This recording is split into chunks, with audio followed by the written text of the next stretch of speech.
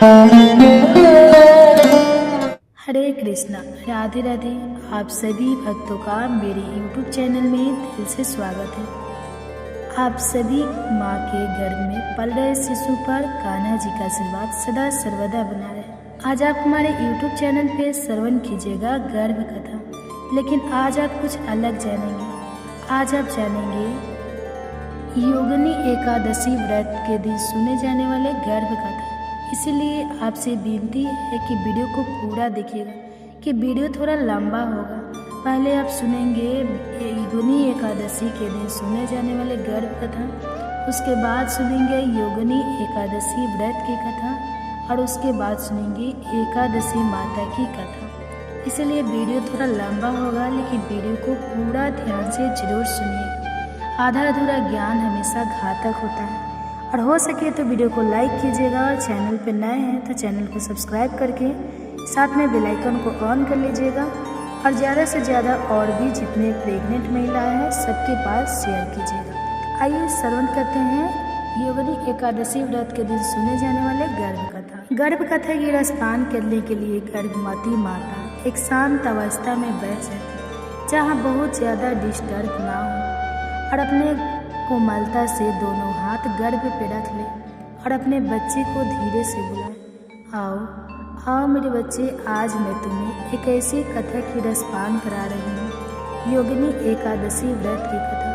इसे सुनने मात्र से तुम सर्वगुण संपन्न होगे।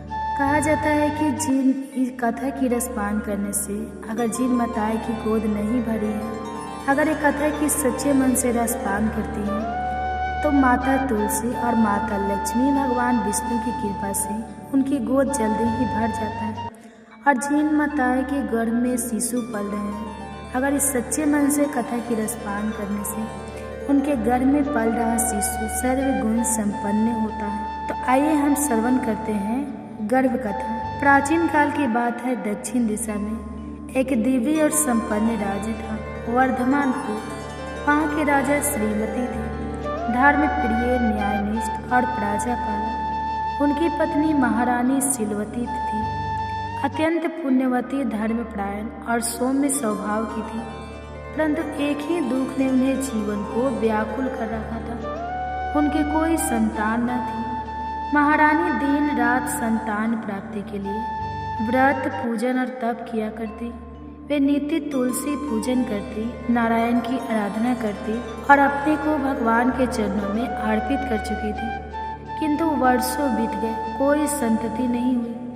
एक दिन योगिनी एकादशी के पूर्व रात्रि को जब महारानी ध्यान में लीन थी, तभी उनके महल में एक ज्योतिषमयी स्त्री का प्रवेश हुआ।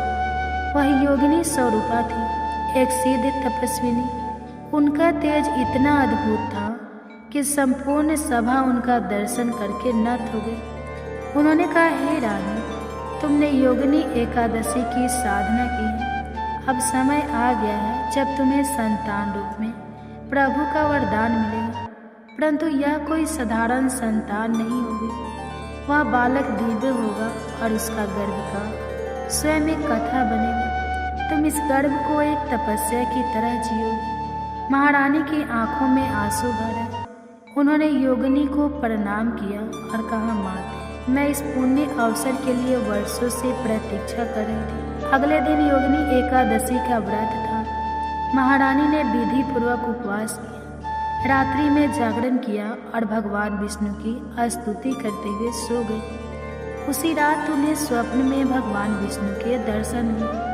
प्रभु ने कहा, हे शीलवती, तुम्हारी कोख में अब मेरा अंश निवास करेगा। यह गर्भ केवल तुम्हारी संतान नहीं, अपितु समस्त नारी जाति के लिए एक ज्योति होगा। कुछ ही समय में रानी को गर्भ धारण का संकेत मिला। समस्त राज्य में आनंद फैल गया। परंतु यह कोई सामान्य गर्भ नहीं था। रानी के शरीर में असीम ऊर्जा का संचार होता। कई बार वे दिव्य स्वप्न देखती, जिसमें देवगण श्रीगण उनसे कुछ सीख लेने आते। कभी गर्भ में बालक की आवाज़ आती, कभी उसका तेज इतना बढ़ जाता कि पूरे महल में दिव्यता फैल जाती। एक बार तो गर्भ के भीतर से रानी को स्पष्ट वाणी सुनाई दी, माँ, मैं सत्य का प्रतीक बनूंगा, पर तुम मुझे केवल शरीर से नहीं, मन और आत्मा से भी पालो। गर्भ के 7वें महीने में महारानी को एक दिन तीव्र पीड़ा हुई। वैद्य बुलाए गए, मंत्रियों में चिंता छा गई, परंतु योगिनी पुनः प्रकट हुई और कहा, यह गर्भ अशुभ नहीं, अत्यंत शुभ है। यह पीड़ा आत्मशुद्धि की प्रक्रिया है। इस गर्भ से जन्म लेने वाला बालक धर्म और सत्य का प्रतीक बनेगा। गर्भस्थ शिशु ने रानी से कई बार स्वाद किया। यह स्वाद रानी के हृदय में भावों की एक नई भूमि बना रहा था। बालक पूछता, माँ, क्या इस धरती पर नारी को केवल संतान देने का ही अधिकार है, या वह स्वयं भी एक मार्गदर्शक बन सकती है? तुम ही वह परिवर्तन लाओगे जो इस सोच को बदलेगा। राज्य की महिलाएं अब रानी की प्रेरणा से संस्कार, शिक्षा और धर्म में भाग लेने लगी। यह केवल एक गर्भ नहीं था, एक सामाजिक क्रांति की नींव थी। राज्य के क्षत्रियों ने जब यह सुना कि महारानी दिव्य गर्भ धारण किए हुए हैं, तो वे भयभीत हो उठे। उन्होंने तंत्रिकों को भेजा, विष भेजा, लेकिन कोई भी रानी के निकट न पहुंच सका। रात को स्वयं योग माया रानी के आसपास रक्षा चक्र बनाती। कभी कभी गर्भ से एक दिव्य प्रकाश निकलता और शत्रु दूर भाग जाते। योगिनी एकादशी के दिन ही रानी को प्रसव पीड़ा शुरू हुई। यह दिन अत्यंत पवित्र और शुभ माना गया। नदियाँ गा रही थी, वायु सुगंधित हो गई थी और समस्त प्रकृति आनंदित हो उठी थी। रात के अंतिम पहर में जब एकादशी का व्रत पूर्ण हुआ, रानी ने एक दिव्य पुत्र को जन्म दिया। उस समय आकाश से पुष्प वर्षा हुई, शंख ध्वनि गूंज उठी और एक अद्भुत प्रकाश से पूरा महल भर गया। उस बालक का नाम रखा गया धर्मानंद। वह बचपन से ही सत्यप्रिय, ज्ञानवृत और तपस्वी प्रवृत्ति का था। वह गीता और वेदों के श्लोक अपने आप जानता था और छोटे छोटे बच्चों को धर्म की बातें सिखाता था। उसने कहा, माँ का गर्भ ही प्रथम पाठशाला है। जो गर्भकाल में माँ को ज्ञान, प्रेम और श्रद्धा से भरता है, वही बालक भविष्य में समाज को दिशा देता है। धर्मानंद ने जब युवावस्था में कदम रखा, तब उसने योगिनी एकादशी को लेकर उपदेश दिया। यह व्रत केवल पापों से मुक्ति का माध्यम नहीं, बल्कि आत्मा को शुद्ध करने का अवसर है। जो स्त्री योगिनी एकादशी के दिन सत्य, प्रेम और सेवा का व्रत करती है, वह न केवल शुभ संतान को जन्म देती है, बल्कि उसके गर्भ से एक युग परिवर्तक भी जन्म ले सकता है। उसके इस उपदेश से हजारों स्त्रियां जागृत हुई। वे अब अपने गर्भ को केवल शरीर का बोझ नहीं, बल्कि आत्मा का तप मानने लगी। समय बीतता गया। रानी सिलवती वृद्धावस्था को प्राप्त हुई, पर उनका मन सदा उस दिव्य गर्भ की स्मृति में रमा हो रहा। उन्होंने कहा, हर स्त्री की कोख एक मंदिर है। योगिनी एकादशी का व्रत इस मंदिर को शुद्ध करता है, प्रकाशित करता है। जब धर्मानंद ने संन्यास लेकर वन गमन किया, तो उन्होंने अंतिम बार अपनी माता को प्रणाम करते हुए कहा, माँ, आपने जो गर्भ धारण किया था, वह केवल मेरा नहीं था, वह एक युग का बीज था। जहाँ एक स्त्री की कोख में धर्म, प्रेम, सामाजिक परिवर्तन और दिव्यता का जन्म होता है। यह कथा हमें सिखाती है कि माँ केवल जन्म नहीं देती, वह सृष्टि की रचना करती है। तो ये थी योगिनी एकादशी व्रत के दिन सुने जाने वाले गर्भ कथा। माताएं, आपसे निवेदन है कि अगर अभी तक आपने वीडियो को लाइक नहीं किया है, तो प्लीज़ लाइक कर दीजिए और चैनल को सब्सक्राइब कर लीजिए।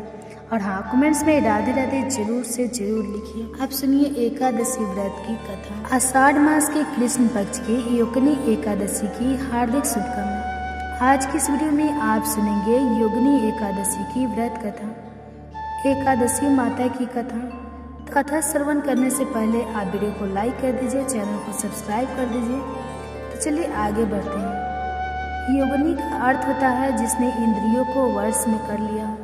योगिनी एकादशी का व्रत रखने और इसकी कथा को सुनने से 88,000 ब्राह्मणों को भोजन कराने के बराबर फल की प्राप्ति होती है एवं मनुष्य की सभी मनोकामनाएं पूर्ण हो जाती हैं। आइए बड़े ही प्रसन्नचित मन से इस कथा का श्रवण करते हैं। बोलिए श्री हरि विष्णु जी की जय। महाभारत काल की बात है। एक बार धर्मराज युधिष्ठिर ने भगवान श्री कृष्ण से कहा कि हे त्रिलोकीनाथ, मैंने ज्येष्ठ मास के शुक्ल पक्ष की निर्जला एकादशी की कथा सुनी, जिसे सुनकर बहुत ही अच्छा लगा। अब आप कृपया करके आषाढ़ मास के कृष्ण पक्ष की एकादशी की कथा सुनाइए। इस एकादशी का नाम क्या है? इस एकादशी का महत्व विस्तार पूर्वक मुझे सुनाइए। यह सुनकर श्री कृष्ण भगवान ने कहा कि हे पांडु पुत्र, आषाढ़ मास के कृष्ण पक्ष की एकादशी का नाम योगिनी एकादशी है।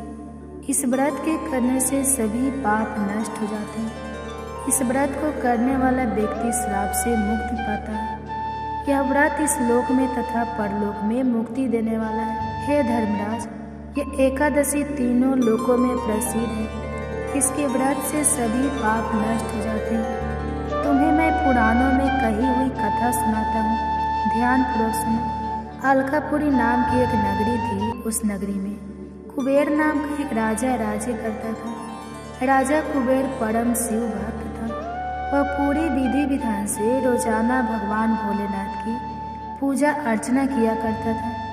राजा कुबेर का एक यक्ष सेवक था जिसका नाम था हेममाली। वह राजा की शिव पूजा के लिए रोजाना ताजे फूल तोड़कर लाया करता था। हेममाली की विशालक्षी नाम की बहुत ही सुंदर पत्नी थी। वह अपनी पत्नी से खूब प्रेम करता था। एक दिन की बात है, राजा का सेवक हेममाली मान सरोवर से फूल लाने गया तो फूल लेकर सीधा अपने घर अपनी पत्नी से मिलने के लिए चला गया। घर जाकर ही माली ने फूलों को एक तरफ रख दिया और अपनी पत्नी के साथ बात करने लगा, किंतु कामातुर होने के कारण वह अपनी पत्नी के साथ रमन करने लगा। इस भोग विलास में दोपहर हो गई। वह भूल चुका था कि राजा ने मुझे किस काम के लिए भेजा था। उधर राजा सुबह से ही हेमा मालिनी की राह देख रहे थे। इंतजार करते करते दोपहर हो गई तो राजा ने सोचा कि पूजा का समय तो बीता ही जा रहा है। आज हेममाली पता नहीं फूल लेकर क्यों नहीं आया। रोजाना तो सही समय पर आ जाता था। न जाने आज ऐसी कौन सी बात हो जो पूजा के वक्त फूल लेकर नहीं पहुंचा। सेवकों को भेजकर पता कराना होगा। तो राजा ने सेवकों को आज्ञा दी कि तुम लोग पता करो कि हेममाली आज अभी तक फूल लेकर क्यों नहीं आया। तो राजा की आज्ञा पाकर राजा के सेवक मानसरोवर पर हेममाली को तलाशने के लिए गए, लेकिन हेममाली वहां पर कहीं भी दिखाई नहीं दिया। सब जगह उसे ढूंढकर वे उसके घर गए तो उसके घर जाकर देखा तो वह तो अपनी पत्नी के साथ था। तो वह सीधे राजा के पास आए और कहने लगे कि हे राजन, आज हेममाली तो अपनी पत्नी के साथ रमन कर रहा है। तो राजा को यह सुनकर बहुत ही गुस्सा आया और वे सोचने लगे कि वह ऐसा कैसे कर सकता है। वह वर्षों से शिव जी की पूजा के लिए नियमित समय पर फूल लेकर आता है। तो अत्यधिक गुस्से के साथ राजा कुबेर ने हेममाली को बुलाने की आज्ञा दी। जैसे ही राजा के सैनिक हेममाली को बुलाने के लिए उसके घर गए तो वह तो बुरी तरह से डर गया। डर से कांपता हुआ राजा के सामने उपस्थित हुआ तो राजा उसे देखते ही बहुत ही क्रोधित हो गए। क्रोध में राजा कुबेर के होठ फड़फड़ाने लगा और राजा ने गुस्से में कहा कि अरे अधर्म, तूने मेरे परम पूज्य देवों के देव भगवान शिव जी का अपमान किया है। मैं तुझे श्राप देता हूँ कि तू स्त्री के वियोग में तड़पे और मृत्यु लोक में जाकर कौड़ी का जीवन व्यतीत करे। राजा कुबेर के श्राप से हेममाली उसी समय स्वर्ग से पृथ्वी पर जा गिरी और कोढ़ी हो गई। उसकी पत्नी भी अचानक से गायब हो गई। तो मृत्यु लोक में आकर उसने अनेक भयंकर कष्ट भोगे, किंतु शिव जी की कृपा से उसकी बुद्धि मलिन नहीं हुई। उसे अपने पूर्व जन्म का सब कुछ याद था। वह अनेक कष्टों को भोगता हुआ तथा अपने पूर्व जन्म के कुकर्मों को याद करता हुआ हिमालय पर्वत की तरफ चल पड़ा। चलते चलते वह मार्कंडेय के आश्रम में जा पहुंचा। वे ऋषि अत्यंत तपस्वी थे। ऐसे प्रतीत हो रहे थे मानो ब्रह्मा जी हों, और उनका आश्रम भी ब्रह्मा जी की सभा के समान ही शोभा दे रहा था। ऋषि को देखकर हेमा मालिनी वहां गया और उन्हें प्रणाम करके उनके चरणों में गिर पड़ा और विनती करने लगा कि हे ऋषि, मुझे इस श्राप से मुक्ति दिलाओ। तो हेमा मालिनी को देखकर मार्कंडेय ऋषि ने कहा कि तूने कौन सी निष्कृति है जिससे तुझे कोढ़ी हो गई और भयानक कष्ट भोग रहा है, तुझे मुझे विस्तार पूर्वक बता। तो महर्षि की बात सुनकर हे मालिनी बोला कि हे मुनिश्रेष्ठ, आपसे कुछ भी छुपा नहीं है। मैं राजा कुबेर का अनुचर था, मेरा नाम है हे मालिनी है। मैं प्रतिदिन मानसरोवर से फूल लाकर शिव जी की पूजा के लिए राजा को दिया करता था। एक दिन मैं मानसरोवर से सीधे फूल लेकर अपने घर चला गया और वहाँ अपनी पत्नी के साथ समय बिताने लगा। तो मुझे समय का बिल्कुल भी ज्ञान नहीं रहा, ना जाने कब दोपहर हो गई। राजा फूलों का इंतजार करते करते क्रोधित हो गए। उन्होंने मुझे बुलाने के लिए अपने सेवकों को भेजा। तब मुझे आभास हुआ कि आज मुझसे कितनी बड़ी गलती हो गई। लेकिन जब मैं जैसे ही राजा के पास पहुंचा तो राजा ने क्रोधित होकर मुझे श्राप दे दिया। श्राप देते हुए कहा कि तू अपनी स्त्री का वियोग और मृत्यु लोक में जाकर कोढ़ी बनकर दुख भोगे। इसी कारण से मैं कोढ़ी हो गया हूँ तथा पृथ्वी पर भयंकर से भयंकर कष्ट भोग रहा हूँ। अतः आप कृपा करके मुझे कोई ऐसा उपाय बताइए जिससे मेरी मुक्ति हो जाए। तो सारी बात सुनकर मार्कंडेय ने कहा कि हे मालिनी, तूने मेरे सम्मुख सत्य वचन कहे, इसलिए मैं तेरे उद्धार के लिए एक व्रत बताता हूँ। यदि तू आषाढ़ मास के कृष्ण पक्ष की योगिनी नामक एकादशी का व्रत करेगा तो तेरे सभी पाप नष्ट हो जाएंगे। योगिनी एकादशी का व्रत करने से व्यक्ति बहुत ही जल्द श्राप मुक्त हो जाता है। तो महर्षि के यह वचन सुनकर हेमा मालिनी बहुत ही खुश हुआ और उनके वचनों के अनुसार योगिनी एकादशी का व्रत विधान पूर्वक करने लगा। और इस व्रत के प्रभाव से वह अपने पुराने स्वरूप में आ गया और अपनी पत्नी के साथ सुख पूर्वक रहने लगा। फिर इस लोक के समस्त सुखों को भोगता हुआ अंत में स्वर्ग लोक को गया। तो यह कथा कहकर भगवान श्री कृष्ण ने कहा कि हे राजन, इस योगिनी एकादशी का फल 88,000 ब्राह्मणों को भोजन कराने के बराबर होता है। इसके व्रत से सभी पाप नष्ट हो जाते हैं, व्यक्ति श्राप मुक्त हो जाता है और अंत में मोक्ष को प्राप्त करके प्राणी स्वर्ग का अधिकारी बन जाता है। बोलिए श्री हरि विष्णु जी की जय। अब सुनिए एकादशी माता की कथा। हरे कृष्णा। ओम नमो भगवते वासुदेवाय। भगवान श्री विष्णु के आशीर्वाद से एकादशी माता को यह विशेष अधिकार प्राप्त हुआ है कि वे हर एकादशी के व्रत और पूजा को अपने आशीर्वाद से प्रभावी बनाती हैं। यह कहा जाता है कि बिना एकादशी माता की कथा के विजया एकादशी या अन्य किसी भी एकादशी व्रत का पुण्य पूरा नहीं मिलता। एकादशी बिना एकांतवत अधरा माता है।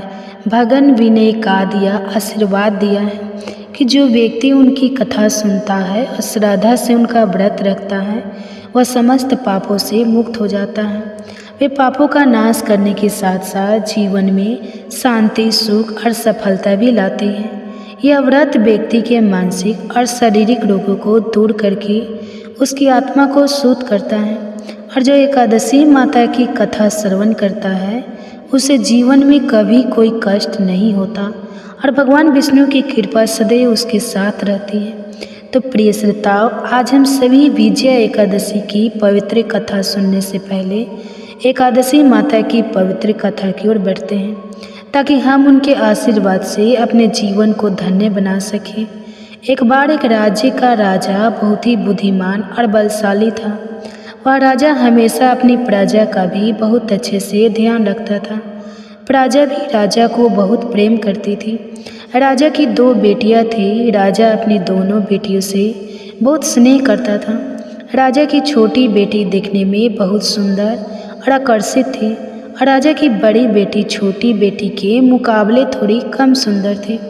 राजा की ये छोटी बेटी माता की पूजा किया करती थी और सभी लोग राजा की छोटी बेटी से बहुत प्रेम करते थे, उसकी प्रशंसा किया करते थे। राजा भी अपनी छोटी बेटी को बड़ी बेटी से अधिक प्रेम करता था, जिसके कारण राजा की बड़ी बेटी को अपनी ही छोटी बहन से बहुत नफरत होने लगी थी। धीरे धीरे समय बीता, दोनों राजकुमारियाँ जब बड़ी हो गई तब पड़ोस के राज्य में रहने वाला एक राजकुमार राजा की बड़ी बेटी के लिए रिश्ता लेकर आया। लेकिन जैसे ही उस राजकुमार की दृष्टि राजा की छोटी बेटी पर पड़ी तो राजकुमार राजा की छोटी बेटी पर आकर्षित हो गया और छोटी बेटी से पहली ही नज़र में प्रेम करने लगा। उस राजकुमार ने अब राजा की बड़ी बेटी के साथ विवाह करने से मना कर दिया। उसने राजा से कहा कि महाराज, मैं तो आपकी छोटी बेटी से ही विवाह करना चाहता हूँ। यह सब देखकर अब तो राजा की बड़ी बेटी अपनी छोटी बहन से बहुत अधिक क्रोधित हो गई। राजा की बड़ी बेटी ने अपनी छोटी बहन को अपना सबसे बड़ा शत्रु मान लिया। राजा की बड़ी बेटी ने अपनी छोटी बहन से बदला लेने का निर्णय किया तो राजा की बड़ी बेटी ने अपनी छोटी बहन को जान से ही मारने का उपाय सोचा। अब बड़ी बेटी ने अपनी छोटी बहन को मारने के लिए सबसे पहले एक लड्डू में जहर मिलाकर अपनी छोटी बहन को खाने को दे दिया। छोटी बहन बहुत भोली थी, उसे अपनी बड़ी बहन के षड्यंत्र के बारे में कुछ भी नहीं पता था, तो उसने वह लड्डू खा लिया। लेकिन आश्चर्य की छोटी बहन को लड्डू खाने के बाद भी कुछ नहीं हुआ, तो बड़ी बहन यह सब देखकर बहुत आश्चर्यचकित रह गई। लेकिन अभी बड़ी बहन ने हार नहीं मानी। जब एक रात उसकी छोटी बहन कमरे में सो रही थी तब उसने एक मटके में सांप रखकर उसके कमरे में छोड़ दिया। लेकिन सांप भी छोटी बहन का कुछ नहीं बिगाड़ पाया। जिसके बाद बड़ी बहन ने अपनी छोटी बहन से कहा कि चलो बहन, हम लोग कुएं से पानी भरकर लाते हैं। छोटी बहन चलने के लिए तैयार हो गई। तब पानी भरने बड़ी बहन उसे कुएं के पास ले गई और कुएं में धक्का दिया। लेकिन तब भी छोटी बहन को कुछ नहीं हुआ, क्योंकि हर बार 11 माता उसकी रक्षा कर रही थी। और उधर बड़ी बहन अपने सारे प्रयास के बाद भी लगातार असफल हो रही थी, जिस कारण वह और अधिक क्रोधित हो गई। फिर उसने अपनी छोटी बहन के पास जाकर उससे प्रश्न किया कि मेरी छोटी बहन, क्या तुमको पता है कि भगवान ने सबकी मृत्यु एक निश्चित समय पर लिखी है, और कैसे तुम्हारी या मेरी मृत्यु होगी, क्या तुम यह जानती हो? तब छोटी बहन ने अपनी बड़ी बहन को बताया कि हाँ दीदी, बाकी का तो नहीं पता, लेकिन मैं जानती हूँ कि मेरी मृत्यु कैसे हुई। छोटी बहन ने यह सारी बात सुनकर अब तो बड़ी बहन मन ही मन प्रसन्न होने लगी। तब उसने छोटी बहन से कहा कि बहन, तब मुझे बताओ कि तुम्हारी मृत्यु का राज क्या है। अब छोटी बहन ने अपनी बड़ी बहन से कहा कि दीदी, मेरी मृत्यु तो एक तोते में है, जो तोते के गले में एक हार है, उससे ही मेरी मृत्यु होगी। जब तक कोई भी व्यक्ति तोते को मारकर उस हार को अपने गले में पहनेगा तो मैं मूर्छित हो जाऊंगी, और जैसे ही उस हार को अपने गले से उतारेगा तो मैं वापस जीवित हो जाऊंगी। अपनी छोटी बहन की मृत्यु का राज जानकर अब तो बड़ी बहन बड़ी खुश हुई। अब उसने अपनी छोटी बहन को मारने के लिए उस पालतू तोते को ढूंढना शुरू कर दिया। उधर छोटी बहन को इस बात का आभास हो गया था कि कोई तो है जो उसकी जान लेना चाहता है, जिसके लिए एक रात वह अपने पिताजी के पास गई और उसने अपने पिताजी से कहा कि पिताजी, मेरी मृत्यु के बाद आप मुझे अपनी पुरानी वाली हवेली में एक पलंग पर लिटाकर छोड़ दीजिएगा। अपनी छोटी बेटी की यह बातें सुनकर राजा बड़ा आश्चर्यचकित हो गया। लेकिन राजा ने अपनी छोटी बेटी से पूछा कि बेटी, तुम ये क्या कह रही हो? तब राजा की छोटी बेटी ने बताया कि पिताजी, समय किसी के लिए नहीं रुकता, क्या पता कब किसको क्या हो जाए, इसका किसी को कुछ नहीं पता। तब राजा ने उससे कहा कि तुम ऐसी बातें क्यों करती हो? 2-3 दिन बाद तो तुम्हारा विवाह होना है। लेकिन छोटी बेटी ने अपने पिताजी को ऐसा ही करने पर मजबूर कर दिया और उनसे वचन भी ले लिया। तब राजा ने अपनी छोटी बेटी की बात स्वीकार कर ली और फिर समय आने पर 2-3 दिन के बाद जब विवाह का समय आया तब राजकुमार बारात लेकर राजा के घर आया। अब राजकुमार और राजा की छोटी बेटी के विवाह की रस्में शुरू हो गई। इधर जैसे ही राजा की छोटी बेटी राजकुमार के साथ फेरे लेने के लिए तैयार हुई तो उसकी बड़ी बहन अपनी छोटी बहन के कमरे में जाकर उसके तोते को पकड़ लेती है और उसे जान से मार देती है। तोते के गले में जो हार था उसको उसने अपने गले में पहन लिया। उधर जैसे ही बड़ी बहन ने उस हार को अपने गले में पहना तो उधर दो बहन जो केवल 3 फेरे ही ले पाती है वहीं पर बीच रास्ते में ही गिरकर बेहोश हो गई। जिसके बाद राजा ने बड़े बड़े हकीम वैद्य को बुलाया और अपनी छोटी बेटी का इलाज करने के लिए कहा। राजा की बात सुनकर जब वैद्य ने छोटी बेटी को देखा तो राजा को बताया कि महाराज, आपकी छोटी बेटी ना तो जीवित है और ना मरी हुई है। ऐसा तो मैं पहली बार देख रहा हूँ। राजा ने वैद्य और हकीम को यह बात बाहर बताने से मना कर दिया और उनसे कहा कि अगर तुमने यह बात किसी को बाहर बताई तो हम तुमको फांसी पर लटका देंगे। राजा ने अब अपनी छोटी बेटी को पुराने महल में ले जाकर एक पलंग पर लिटा दिया और फिर वहाँ पर कुछ सैनिकों को तैनात कर दिया। इसके बाद राजा वापस अपने महल में आ गया। इधर राजा की बड़ी बेटी अपने पिताजी के पास आई और कहने लगी, पिताजी, अगर वो विवाह संपन्न नहीं हुआ तो आपकी इज्जत का क्या होगा? जरा सोचिए, अगर आप कहें तो मैं आपकी इज्जत बचाने के लिए इस राजकुमार से विवाह करने के लिए तैयार हूँ।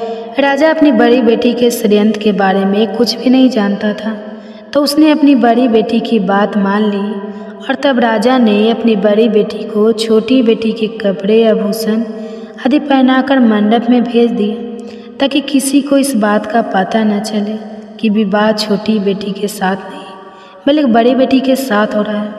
लेकिन राजकुमार यह जान गया था कि यह तो राजा की छोटी बेटी नहीं है बल्कि राजा की बड़ी बेटी है।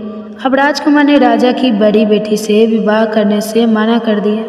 तब सभी लोगों ने राजकुमार को मजबूर करके राजा की बड़ी बेटी से बचे हुए फेरों को संपन्न करा दिया और फिर विवाह संपन्न हो गया।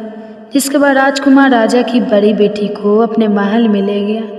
विवाह होने के बाद राजकुमार उसने ना तो बातें करता था, ना उसे पसंद करता था, ना ही उसके आसपास जाता था।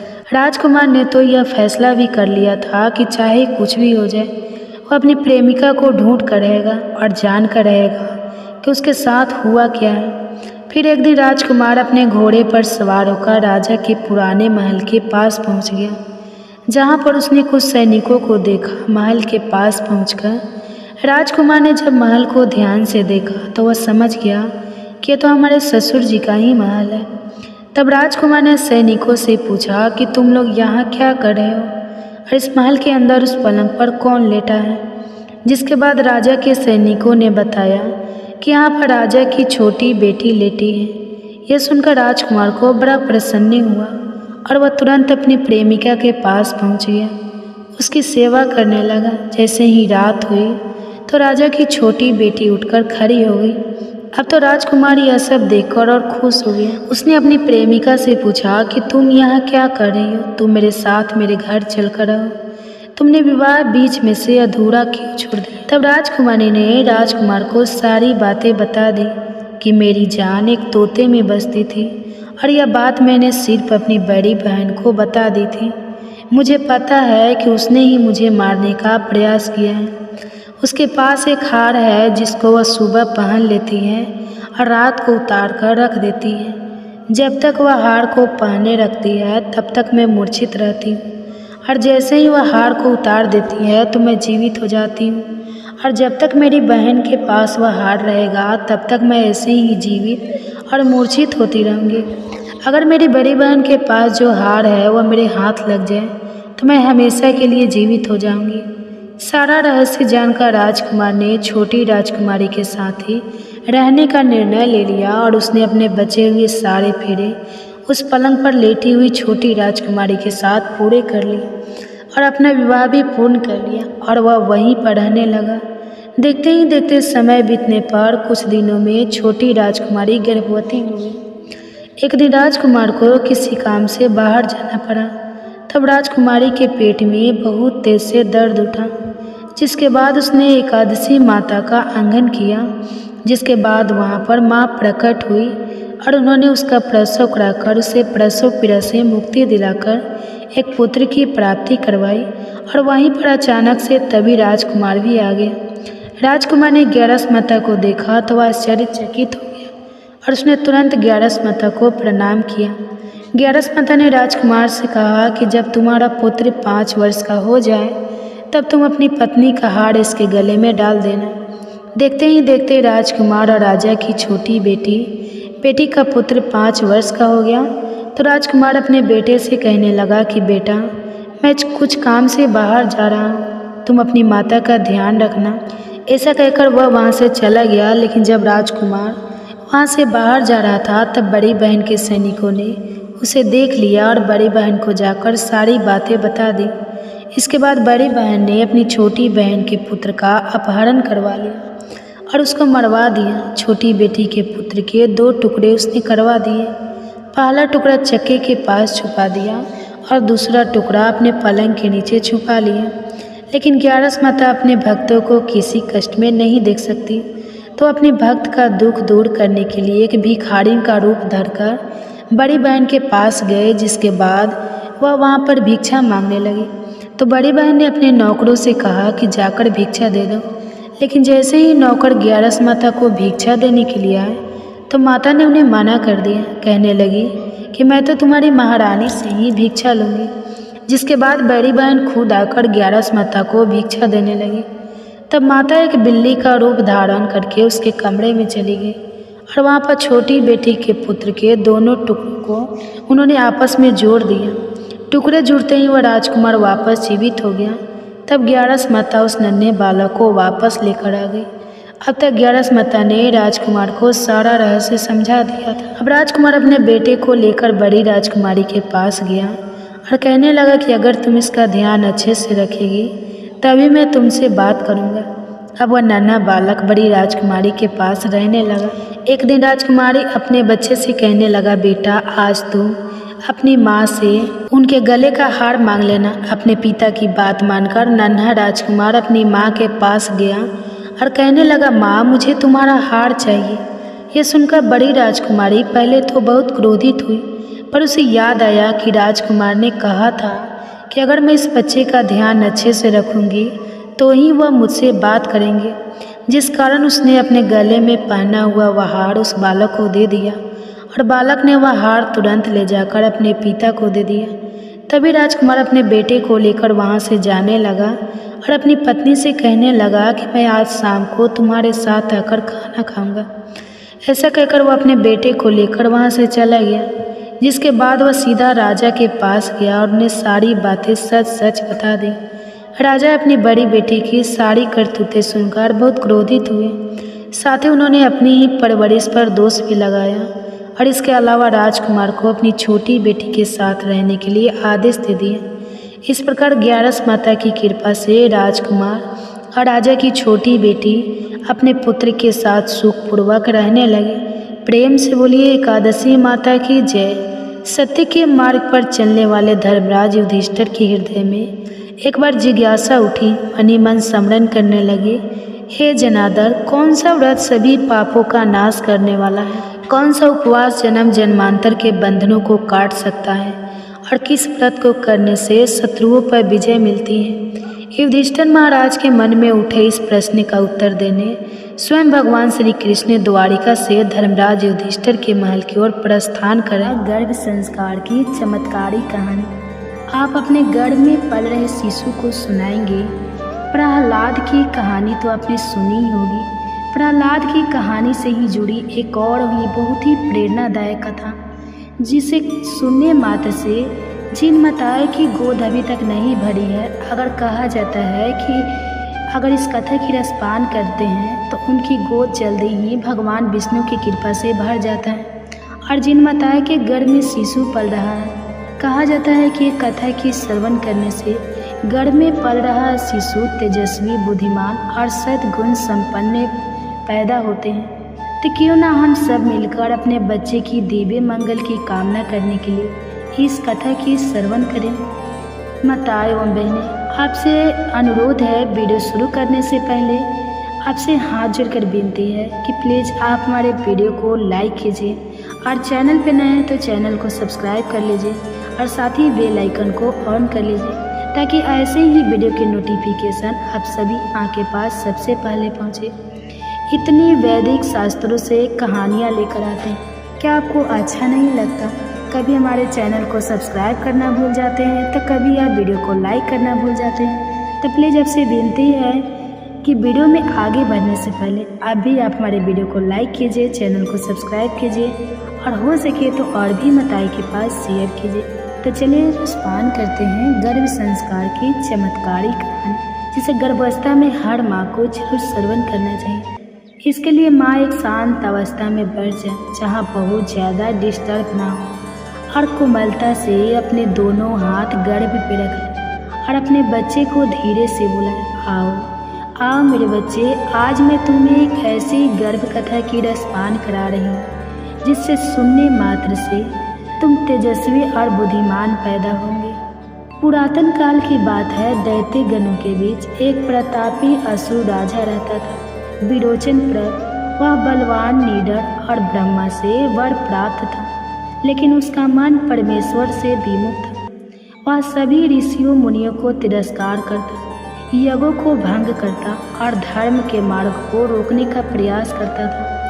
विरोचन प्रभ की रानी का नाम था उर्वी, जो कि अत्यंत सुंदर, शीलवती और भागवत थी। यद्यपि वह एक राक्षस कुल में उत्पन्न हुई थी, किंतु उसका हृदय अत्यंत कोमल और भक्ति से परिपूर्ण था।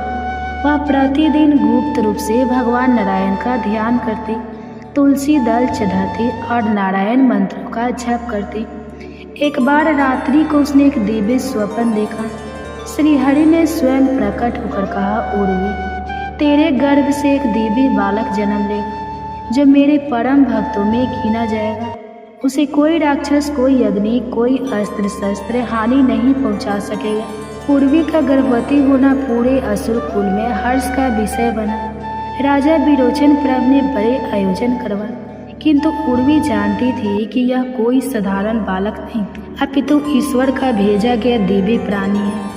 जैसे जैसे गर्भ बढ़ता गया, उर्वी की साधना और तीव्र हो गई। वह नित्य श्रीमद् भागवत कथा सुनती, हनुमान चालीसा का पाठ करती और विशेषकर नारायण कवच का पाठ करती थी।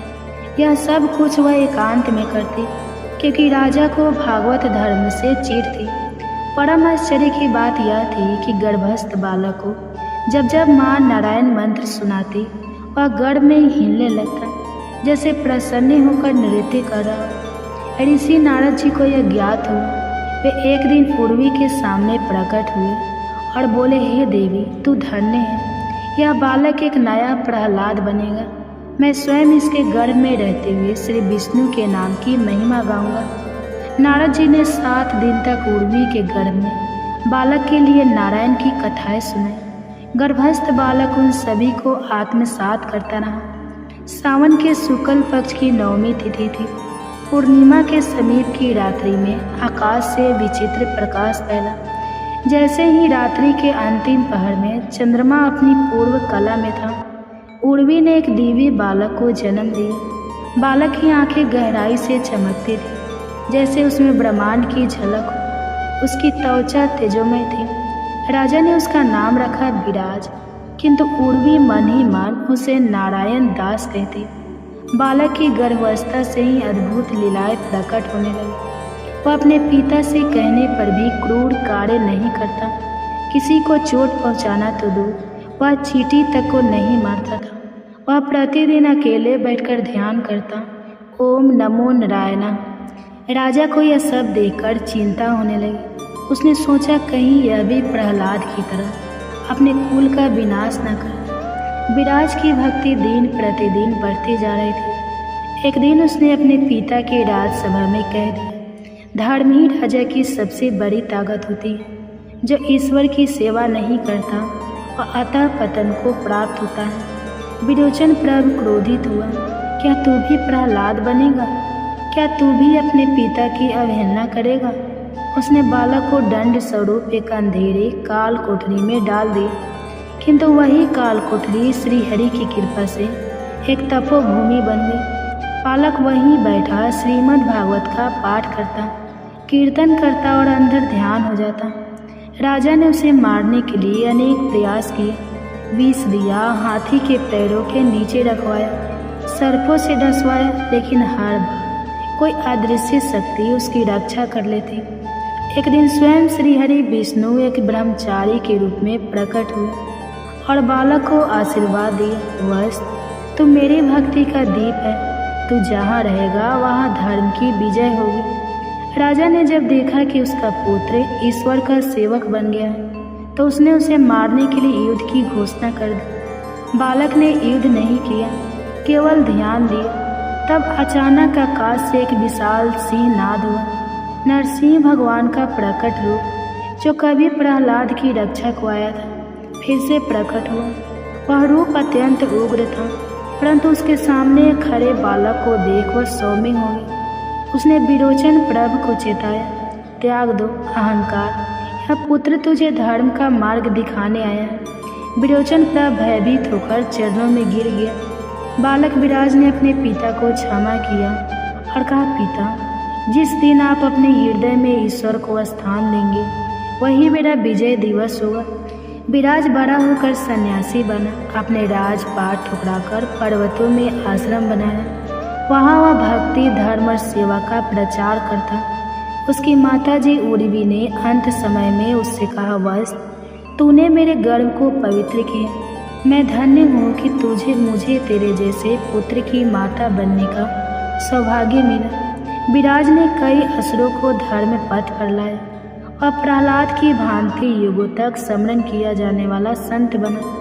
इस कथा से हमें यह शिक्षा मिलती है कि ईश्वर का स्मरण यदि गर्भ से ही आरंभ हो जाए तो बालक एक दिव्य आत्मा बनता है और भले ही राक्षसों के कुल में जन्मे लेकिन उसका अंत धर्म और भक्ति की विजय में होता है। जैसे प्रहलाद ने हिरण्यकश्यप की दृष्टता के बीच श्री हरि की भक्ति को अपनाया, वैसे ही विराज ने राक्षसी कुल में जन्म लेकर भी भक्त का जीवन चुना और संसार को धर्म का मार्ग दिखाया। तो माताओं बहने, ये थी विराज की कहानी, जिसे गर्भ में पल रहा जो शिशु श्रवण करता है। अगर माताएं शांत मन से इस कथा की रसपान करें तो हमारा आने वाला बच्चा बहुत ही तेजस्वी और दीर्घायु होगा। इसलिए आप अगर चैनल पर नए हैं, अगर अभी तक चैनल को सब्सक्राइब नहीं किया है, तब से विनती है कि चैनल को सब्सक्राइब कर लीजिए और बेल आइकन को ऑन कर लीजिए और वीडियो को लाइक तो ज़रूर ही कीजिएगा और कमेंट्स में राधे राधे लिखना मत भूलिएगा, क्योंकि जब राधे राधे लिखिएगा तभी हमारे बच्चे को आशीर्वाद प्राप्त होंगे। तो इसी से मिलता है एक और कथा जिसकी हमें रसपान करते हैं। बहुत प्राचीन समय की बात है, महाभारत के युग के भी पहले हिमगिरी के पश्चिम में एक विशाल असुर राज्य था, ताम्रागिरी। उस पर शासन करता था दैत्यराज रुधिर, जो क्रूर, अहंकारी और सनातन धर्म का घोर विरोधी था। युगों को रुकवाता, आश्रमों को जलवाता और साधुओं को बंदी बना लेता। परंतु उसकी रानी मृदुला एक बिरली आत्मा थी, शांत, सौम्य और विष्णु की परम भक्त। वह गुप्त रूप से मंत्र, जप, हवन और ध्यान करती थी। मृदुला अपने पति के मार्ग को गलत मानती थी, लेकिन वह उसे विरोध ना कर सकी, क्योंकि रुधिर के राज्य में धर्म की बात करना भी अपराध था। एक दिन मृदुला ने हिमालय की एक गुफा में जाकर 1 महीने का व्रत और ध्यान किया। वहाँ उसे स्वप्न में भगवान विष्णु के दर्शन हुए। उन्होंने कहा, हे देवी, तेरे गर्भ से एक तेजस्वी बालक जन्म लेगा जो राक्षसी कुल में धर्म की ज्योति फैलाएगा। वह रुधिर के अंत का कारण नहीं होगा, बल्कि उसके अंतकरण के परिवर्तन का माध्यम बनेगा। मृदुला गर्भवती हुई, राज्य में उल्लास छा गया, लेकिन मृदुला का आंतरिक जीवन एकांत और साधनामय बनता गया। वह हर दिन गुप्त रूप से विष्णु सहस्त्रनाम, नारायण कवच और गीता के श्लोकों का पाठ करती। उसके गर्भ में पलने वाला बालक हर श्लोक पर गर्भ में हर्षित होकर किक मारता, जैसे वह सुनकर झूम रहा हो। मृदुला ने अपनी पुरानी सहेली और वैदिक विदुषी सावित्री को बुलाया, जो एक तपस्विनी थी। सावित्री ने मृदुला को 7 दिन तक श्रीमद् भागवत के 10वें संकट की कथा सुनाई। गर्भस्थ बालक ने उसी समय संकल्प लिया, मैं जीवन भर धर्म की सेवा करूंगा। नारद मुनि को जब यह बात ज्ञात हुई तो वे स्वयं एक दिन रात्रि को प्रकट हुए और मृदुला के गर्भ के सम्मुख नारायण की महिमा गाने लगे। गर्भस्थ बालक की आंखों से अश्रुधारा बहने लगी। वह ईश्वर के नाम पर भाव विभोर था। पूर्णिमा की रात्रि को मृदुला ने एक दिव्य पुत्र को जन्म दिया। उसकी त्वचा स्वर्ण वर्णीय थी, नेत्र कमल जैसे और मुखमंडल पर तेज था। राजवैद्य ने कहा, यह कोई साधारण बालक नहीं, किसी तप का फल है। राजा रुधिर ने उसका नाम रखा आलोक अर्थात प्रकाश, लेकिन वह इस बात से अभिनीत था कि यही प्रकाश एक दिन उसके अंधकार को समाप्त करेगा। आलोक का बचपन असामान्य था। वह दूसरों की पीड़ा देखकर रोता, घायल पशुओं को सहलाता और छिपकर झोपड़ी में बैठकर ध्यान करता। जब उसे शस्त्र सिखाए गए तो उसने तीर चलाने से मना कर दिया और बोला, मैं क्यों किसी को क्षति पहुंचाऊं। शिक्षकों ने यह बात राजा तक पहुंचाई। राजा रुष्ट हुआ, लेकिन मृदुला ने पुत्र की रक्षा की। जब आलोक 10 वर्ष का हुआ तो उसने राजसभा में पहली बार धर्म की बात कही। उसने कहा, पिता, प्रजा को पीड़ा देना राजधर्म नहीं है, यज्ञों को जलाना पुण्य नहीं, अधर्म है। साधु समाज राष्ट्र की आत्मा है। यह सुनकर रुधिर क्रोधित हुआ। उसने आदेश दिया कि आलोक को काले पर्वत की गुफा में बंद कर दिया जाए, लेकिन वहाँ भी आलोक शांत बैठा, ओम नमो भगवते वासुदेवाय का जाप करता रहा। गुफा के अंदर एक चमत्कार हुआ। एक विशाल नाग वहाँ पहुँचा, लेकिन बालक को देखकर शांत हो गया और उसके चरणों में बैठ गया। अगले दिन राजा को पता चला कि वह नाग स्वयं अनंत शेष था। रुधिर ने उसे और यातनाएं दी, विषपान, अग्नि में प्रवेश, पर्वत से गिराना, लेकिन हर बार कोई अदृश्य शक्ति उसे बचा लेती। एक दिन रात्रि को आलोक ने प्रार्थना की, हे प्रभु, यदि आप सत्य में हैं तो प्रकट हुई, मुझे अपना रूप दिखाइए। तभी आकाश चीरता हुआ एक दिव्य रूप प्रकट हुआ। भगवान नारायण के रूप में उन्होंने कहा, वश तेरा धैर्य, सतभक्ति और संपन्न अतुलनीय है। तुझमें मैं स्वयं विराजमान हूँ।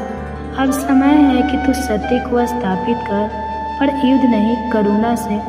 ईश्वर ने उसे आशीर्वाद दिया और अग्नि में तपाई हुई चूड़ामणि दी। जब तू यह अपने पिता के मस्तक पर रखेगा, उनका हृदय बदल जाएगा। आलोक राजसभा में लौटा। रुधिर ने कहा, क्यों लौटे हो? जीवित। आलोक ने मुस्कुराकर चूड़ामणि रुधिर के मस्तक पर रख दी।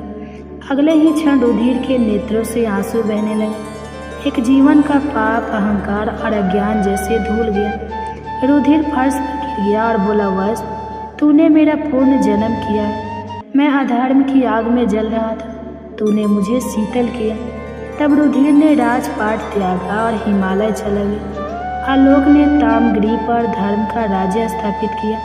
हर आश्रम बहाल हुए, यज्ञ होने लगे, गायों की रक्षा हुई और वेदों का प्रचार हुआ।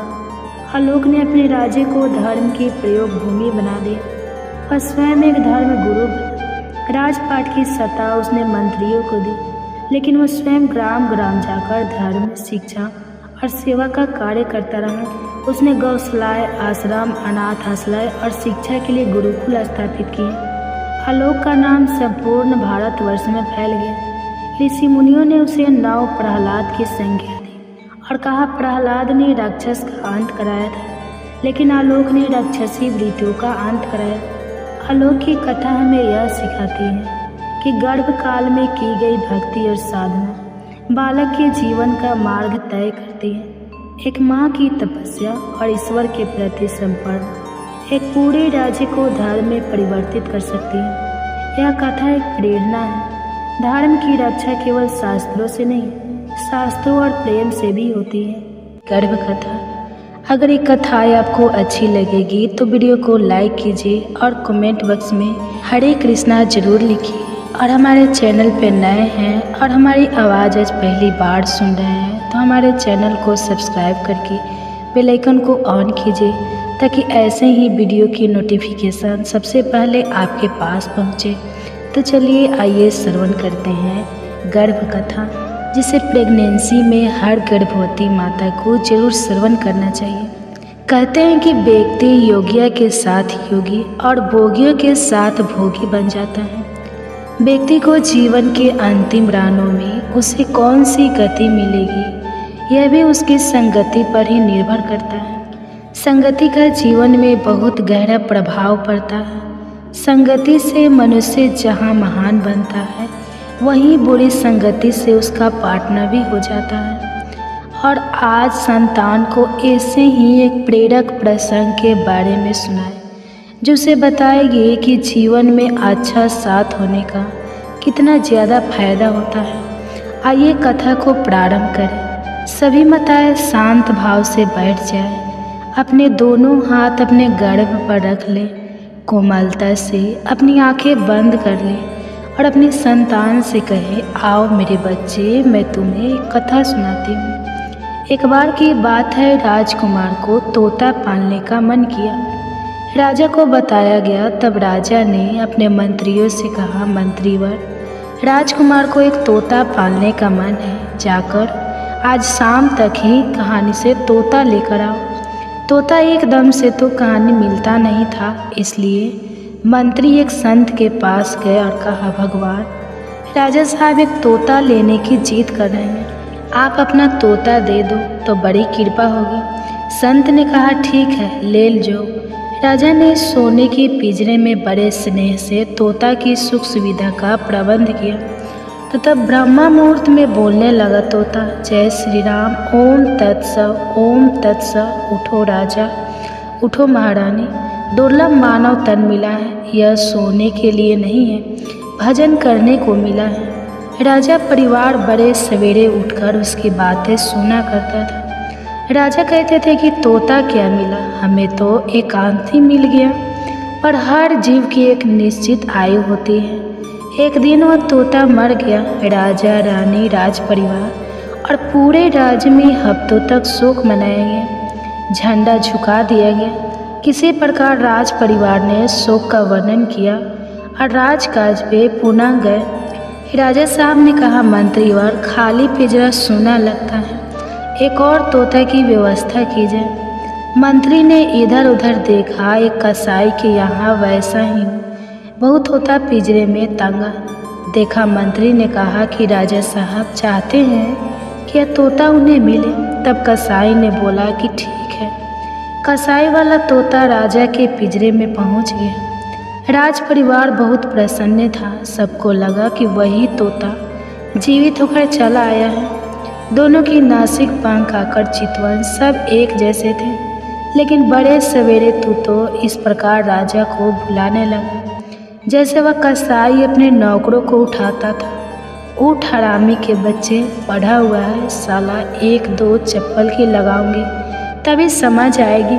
चल उठ जा यहाँ से, मेरे लिए अंडे ला और फिर मुर्गियों को काट। कमीने यही बात को बार बार दोहराने लगा। राजा को इतना क्रोध आया कि उसने तोता को पिंजरे से निकाला और गर्दन मरोड़ के केले के बाहर फेंक दिया।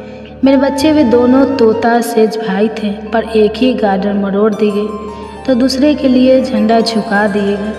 भंडारा किया गया, शोक मनाया गया। आखिर भूल हुई तो कहाँ हुई? अंतर था दोनों की संगति का। मेरे बच्चे, हम सभी को यह मानव तन समाज रूप से मिला है। बच्चे, हम सभी को यह तनाव मानव जाति सब समाज रूप से मिला है। पर कोई उसे जीवन में ऐसे काम कर जाते हैं कि उन्हें सदियों तक सब याद रखते हैं। तो कहानी कुछ लोग ऐसे भी होते हैं जिससे उनके माता पिता परिवारजन की तंग आ जाते हैं। तो इसलिए कहा जाता है कि हम सदैव अच्छे लोगों का, अच्छी किताबें का संग करना चाहिए। वही हमारे जीवन की गाड़ी को सही रास्ते पे ले जाते हैं और अंत समय हमारी गति को कम करते हैं। कबीर दास जी ने बड़े ही सरल शब्दों में कहा है, कबीर तन पंछी भाया, जहाँ मन तहाँ उड़ी जाए। जो जैसी संगति करे सो पैसा फल वैसा ही पाए। अर्थात कबीर दास जी कहते हैं कि हमारा तन एक पक्षी की तरह है, उसके पास आज़ादी भी है। वह चाहे जिस दशा में उड़ सकता है, पर उसे यह समझना चाहिए कि वह जहाँ जाएगा, उनकी संगति करेगा, उसे अपने जीवन में वैसे ही परिणाम मिलेंगे। इसलिए हमें ध्यानपूर्वक एक एक काम बढ़ाना चाहिए। अपनी संगति पर सदैव पैनी नज़र रखनी चाहिए। मेरे बच्चे, चलो अब आज के लिए इतना ही।